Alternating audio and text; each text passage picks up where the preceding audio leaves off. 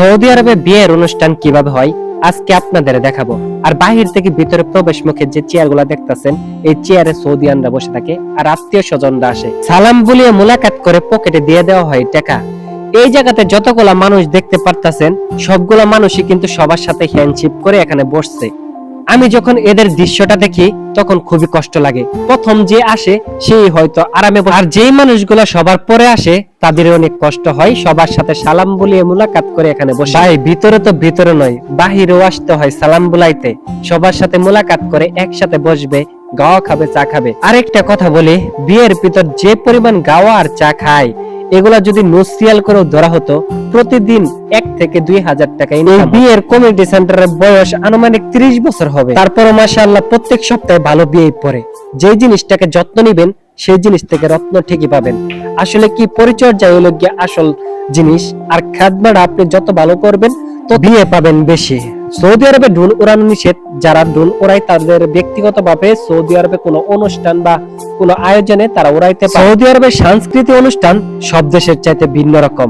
এই দেশে অনেক গোষ্ঠী আছে, যেই গোষ্ঠীর যেই দ্বারা সেই কালচার গুলাই পালন করে। হয়তো বা গান বাজনা বুঝিরে নাচটা কিন্তু অনেক ভালোই লাগে, তারা তালে তাল মিলিয়ে চলতে পারে। আপনারাও একটু দেখে নেন সৌদিয়ানদের নাচ গান কেমন লাগে। সামনে একটু লক্ষ্য করেন, দেখতে পারবেন একটা নতুন বিল্ডিং উঠতেছে। সেটা কি হতে যাচ্ছে কিছুদিন পর ঠিকই বুঝতে পারবেন। সৌদি আরব 2030 সালে একটা নতুন দেশ দেখতে পারবেন। আর এই দেশ তেল থেকে বের হয়ে পর্যটকদের উপর নির্ভর করা শুরু করেছে।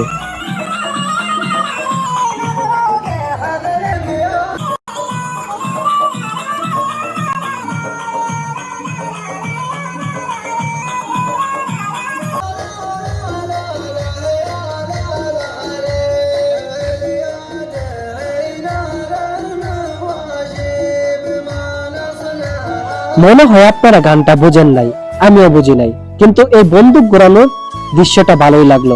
প্রত্যেক বিয়াতে কেউ না কেউ কোন ধরনের জিনিস নিয়ে আসে, কেউ গুড়া নিয়ে আসে, কেউ দুল বাজনা নিয়ে আসে, নানান ধরনের নাচ হয়ে থাকে। আর এখন যেটা দেখতে পারতাছেন এটা হলো রান্নাঘর। তাদের মেনু অনুযায়ী এখানে রান্না করা হয়।